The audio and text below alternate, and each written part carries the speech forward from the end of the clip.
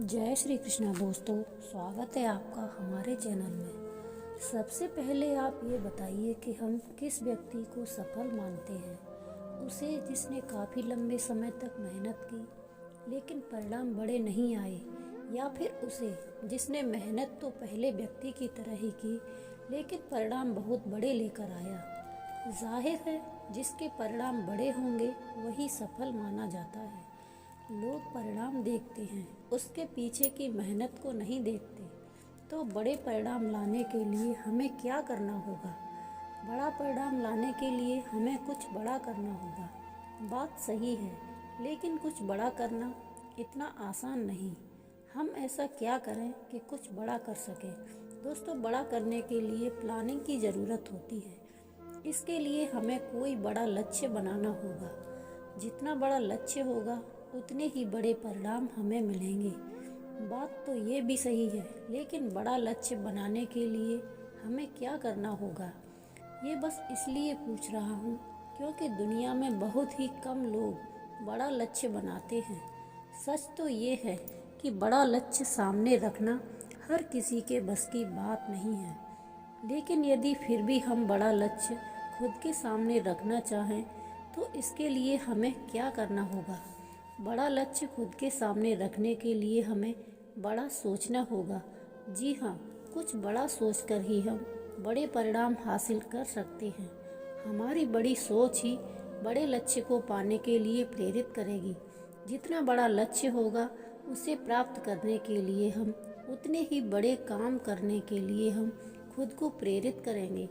जब काम बड़े होंगे तो रिजल्ट भी बड़े मिलेंगे। और दोस्तों, जब परिणाम बड़े होंगे तभी तो हम सफल बनेंगे। तभी तो ये लोग, ये दुनिया हमें एक सफल इंसान के रूप में मानेगी। यही तो हम सभी चाहते हैं। पूरी दुनिया के सामने हम एक सफल इंसान बनकर हम सामने आएं। अब ये स्पष्ट है कि हमारी बड़ी सोच ही हमें सफल इंसान बना सकती है। अगर ऐसा है तो समस्या क्या है? कोई भी बड़ा सोचकर सफल इंसान बन सकता है। लेकिन दोस्तों, ये इतना आसान नहीं है। ये इतना ही आसान होता तो बड़ा सोचना कौन सी बड़ी बात है। हर कोई बड़ा सोच सकता है, फिर हर कोई सफल बन सकता है। जी नहीं, सच तो ये है कि हम सभी बड़ा सोच तो सकते हैं, लेकिन बड़ा सोचते ही नहीं हैं। यही सबसे बड़ी समस्या है। हम सभी के अंदर बड़े से बड़ा सोचने की शक्ति है, लेकिन हम बड़ा नहीं सोचते हैं।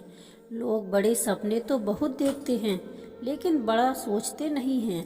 हम लोग बड़ी सफलता तो पाना चाहते हैं, लेकिन उसको प्राप्त करने के लिए कुछ बड़ा सोच नहीं पाते। हम लोग करोड़पति और अरबपति तो बनना चाहते हैं, लेकिन अरबपतियों जैसी सोच नहीं रख पाते। अब सबसे बड़ा सवाल ये है कि हम लोग बड़ा सोचते क्यों नहीं हैं? प्रश्न का उत्तर जानकर आपको आश्चर्य होगा, क्योंकि उत्तर ये है कि बड़ा सोचने के लिए बड़ी हिम्मत की ज़रूरत होती है। हर कोई ये हिम्मत नहीं दिखा पाता, इसलिए वो बड़ा नहीं सोच पाता। अगर आपसे कोई कहे कि हर साल 1 लाख रुपए कमाना है तो ये साधारण लगेगा, लेकिन वही लक्ष्य हर महीने या हर दिन का 1 लाख रुपए कमाने का हो तो क्या आप उसे संभव मानेंगे? तो सोचिए, हर घंटे कमाने का लक्ष्य, क्या ये असंभव लगता है? बड़ी सोच अक्सर असंभव लगती है, लेकिन यही संभव को असंभव बनाने का पहला कदम है। महाभारत की एक कथा के अनुसार बड़ी सोच और अटूट विश्वास से असंभव भी संभव बनाया जा सकता है। अर्जुन ने बचपन में ही अपने लक्ष्य को तय कर लिया था। धन और विद्या में अद्वितीय बनने का उनकी बड़ी सोच और दृढ़ निश्चय से उन्हें महाभारत का सबसे महान धनुर्धर बनाया। जब द्रौपदी के स्वयंवर में मछली की आंख भेदने की चुनौती सामने आई और उसमें एक विशेष लक्ष्य था। मछली की आंख को भेदना स्वयंवर का नियम था कि जो व्यक्ति मछली की आंख पर अपने बाण से निशाना लगाएगा वही द्रौपदी का पति बनेगा। ये एक कठिन और असाधारण चुनौती थी। इस चुनौती को देखकर सभी राजकुमारों ने अपनी शक्ति और कौशल दिखाने की कोशिश की, लेकिन कोई भी इसे सही से नहीं कर पाया। उस समय एक युवक आया जिसने खुद को साबित करने का फैसला किया। वो युवक पूरी तरह से एकाग्र था।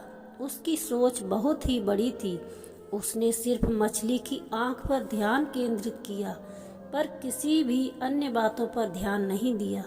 उसने अपनी पूरी ताकत और कौशल का इस्तेमाल किया और मछली की आंख को भेद दिया।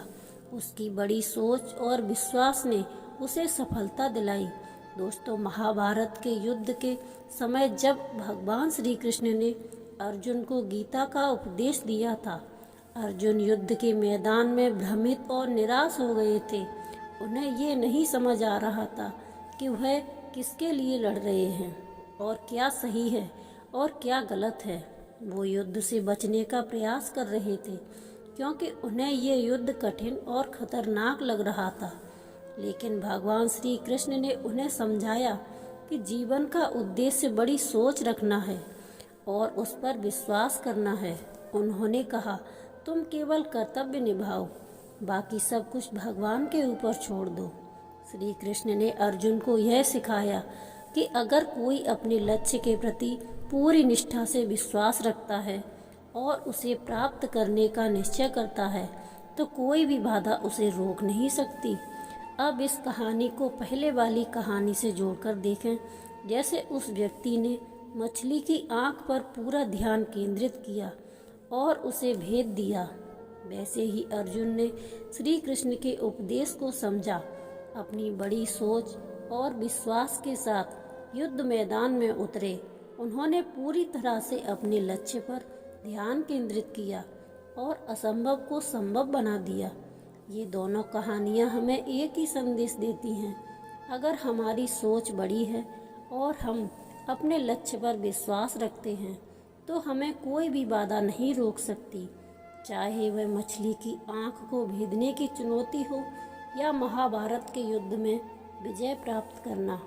जब हमारी सोच और विश्वास मजबूत होते हैं तो हम किसी भी मुश्किल को पार कर सकते हैं। इसलिए अपने जीवन में कोई कठिनाई आए, हमें अपनी सोच को बड़ा और स्पष्ट रखना चाहिए और विश्वास के साथ अपने लक्ष्य की ओर बढ़ना चाहिए। आपके सपने कितने बड़े हैं ये मायने रखता है, लेकिन उससे ज़्यादा आवश्यक है आपके सपनों पर आपका विश्वास है तो आप बड़े कदम उठाने के लिए तैयार हो जाएंगे। इसलिए अभी से बड़ा सोचना शुरू कीजिए और यकीन कीजिए, उसे हासिल करने के लिए पूरी योजना और मेहनत कीजिए। बड़ा सोचना आपका अधिकार है, इसे अपनाएं और दुनिया को बेहतर बनाने के लिए काम करें। दोस्तों, एक बात याद रखें कि सफलता के मैदान में पहुंचने के बाद यदि आप लगातार मेहनत करते रहे तो इतना निश्चित है कि आप खुद को संभाल भी लेंगे और सफलता के रास्ते भी खोज लेंगे। ये निश्चित है कि एक दिन ऐसा भी आएगा कि सफलता आपकी होगी और जब आप मैदान से बाहर नज़र दौड़ाएंगे तो वहाँ बहुत से लोगों को मैदान में कूदने का इंतज़ार करते पाएंगे। इनसे कुछ लोग वो भी होंगे जो आपके साथ सफलता के मैदान में कूदने आए थे, लेकिन अब वे कूदने का इंतज़ार कर रहे हैं। सफलता का पहला मंत्र ये है कि सफलता के मैदान में जीत हासिल करने के लिए सबसे पहले मैदान में कूदना होगा, अर्थात सफल होने के लिए शुरुआत सबसे ज़रूरी है। सफलता का दूसरा मंत्र ये है कि मैदान में जीत हासिल करने के लिए आपको वहाँ लगातार बिना रुके मेहनत करते रहना होगा, अर्थात सफल होने के लिए लगातार प्रयास भी ज़रूरी है। अगर आप सफलता के इन दोनों मंत्रों का उपयोग सफलता पाने के लिए करते हैं तो आपको जीतने से कोई नहीं रोक सकता। अधिकतर लोग इसलिए असफल नहीं होते क्योंकि उन्होंने सफल होने की अच्छी प्लानिंग नहीं की, बल्कि इसलिए असफल होते हैं क्योंकि उन्होंने अपने खुद के बनाए प्लान के हिसाब से चलने की शुरुआत ही कभी नहीं की। लोग सफलता के रास्ते पर चलने की शुरुआत ही नहीं करते। लोग शुरुआत क्यों नहीं कर पाते? इसके बहुत से कारण हो सकते हैं, लेकिन कारण जानने से भी ज़्यादा ज़रूरी ये है कि सफलता के लिए शुरुआत कैसे करें। मुझे लगता है कि आप भी कारण से ज़्यादा तरीके जानना पसंद करेंगे, अर्थात आप ये जानना अधिक पसंद करेंगे कि सफलता के मैदान में कैसे कूदा जाए।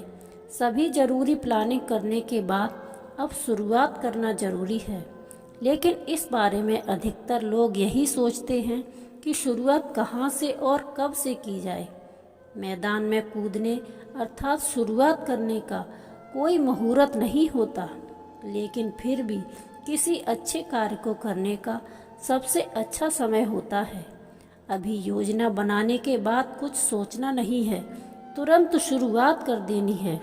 जब आप एक बार शुरुआत कर देते हैं तो आपकी बनाई प्लानिंग आपके आगे का रास्ता दिखा देती है कि कहाँ और कैसे जाना है।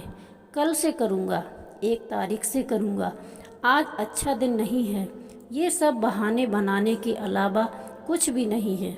इसलिए इस तरह के बहानों और मन की कमजोरियों को अपने दिमाग से निकाल दीजिए और शुरुआत कीजिए। यदि शुरुआत करनी है तो अभी कीजिए। सफलता की शुरुआत करने के लिए कोई शुभ मुहूर्त नहीं होता, बल्कि जिस पल आप शुरुआत कर देते हैं वही शुभ मुहूर्त बन जाता है। जब आप सफलता के मैदान में कूद जाते हैं तभी से रास्ते नज़र आने शुरू होते हैं। तभी आप पहचान पाते हैं कि सही रास्ता कौन सा है और किस रास्ते पर जाने से बचना है। इसलिए अभी शुरुआत कीजिए। रास्ते में आपको बहुत सी ऐसी चीज़ें मिलेंगी जो आपको लुभाएंगी और आपको भटकाने या रोकने की पूरी कोशिश ज़रूर करेंगी।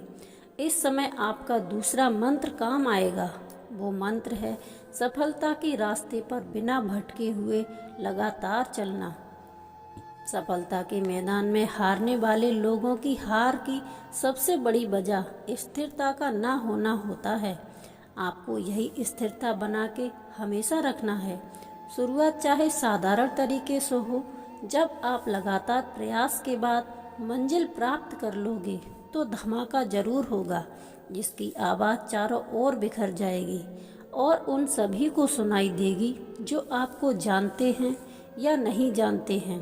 साथ ही वो जो आपके सफल होने का इंतज़ार कर रहे थे या वो भी जो आपके असफल होने का इंतज़ार कर रहे थे। तो देर किस बात की है, अभी से शुरुआत कीजिए, लगातार चलिए और सफलता प्राप्त कीजिए और एक बड़ा धमाका कर दीजिए। ये कहानी है पांडवों के गुरु द्रोणाचार्य की, जिन्होंने अपने शिष्यों को जीवन में सफलता पाने के लिए निरंतर प्रयास और संकल्प की सूक्ति सिखाई थी। जब द्रुपद ने द्रोणाचार्य को अपमानित किया था तो द्रोणाचार्य ने अपने शिष्यों को एक कठिन परीक्षा का सामना करने के लिए तैयार किया। उन्होंने अपने शिष्यों से कहा, जो भी इस कठिनता को पार करेगा वही सबसे बड़ा धनुर्धर होगा। उन्होंने एक पक्षी की आंख भेदने का लक्ष्य रखा। कई शिष्य पहले प्रयास में असफल हो गए, लेकिन कुछ शिष्य ऐसे थे जिन्होंने बार बार प्रयास किया, लगातार और बिना रुके। यहाँ पर एक महत्वपूर्ण बात यह थी कि सफलता का रास्ता एक प्रयास से नहीं खुलता। महाभारत की तरह जीवन में भी निरंतर प्रयास और कठिनाई के बाद जो सही दिशा में बढ़ते रहता ही सफलता की कुंजी है। इन शिष्यों में से एक ने निरंतरता से उस लक्ष्य को भेद दिया। ये वही शिष्य था जिसने लगातार प्रयास किया और कभी हार नहीं मानी। वही शिष्य महान धनुर्धर था। ये सब संभव हुआ बस निरंतरता के कारण। ये कहानी हमें यही सिखाती है कि सफलता के लिए एक शानदार शुरुआत नहीं, बल्कि लगातार प्रयास और कड़ी मेहनत जरूरी है। अर्जुन जैसे महायोद्धा गुरु की शिक्षा और निरंतर अभ्यास से ही महान बने। उनका हर दिन का अभ्यास, हर दिन का निरंतर प्रयास ही उन्हें महाभारत के युद्ध में उन्हें विजयी बनाया। जिंदगी में भी सफलता पाने के लिए सिर्फ शुरुआत करना काफ़ी नहीं है। आपको हर दिन छोटे छोटे कदम बढ़ाने होंगे, चाहे रास्ता कितना भी कठिन हो। निरंतर प्रयास और ईमानदारी से किए गए कार्यों से ही आप अपने लक्ष्य को प्राप्त कर सकते हैं। महाभारत की कहानी हमें सिखाती है कि जो निरंतर प्रयास करता है वही अंत में सफलता को हासिल करता है। जीवन में चाहे कितनी भी कठिनाइयाँ आएं, अगर हम एक लक्ष्य पर निरंतर ध्यान केंद्रित कर लें, सफलता निश्चित रूप से हमारे कदम चूमेगी। तो अगर आप सफल होना चाहते हैं तो शुरुआत कीजिए और निरंतर प्रयास करते जाइए। आपको जो करना है उसे पूरी मेहनत और पूरी नियमितता से करें। जैसे महाभारत के महान योद्धाओं ने किया, वैसे ही आप भी सफलता की ओर बढ़ें। तो दोस्तों, आज की वीडियो में बस इतना ही। अगली वीडियो में वीडियो पसंद आई हो तो वीडियो को लाइक ज़रूर करें, और अगर आप इस चैनल पर नए हो तो चैनल को सब्सक्राइब ज़रूर करें और कमेंट में जय श्री कृष्णा ज़रूर लिखें।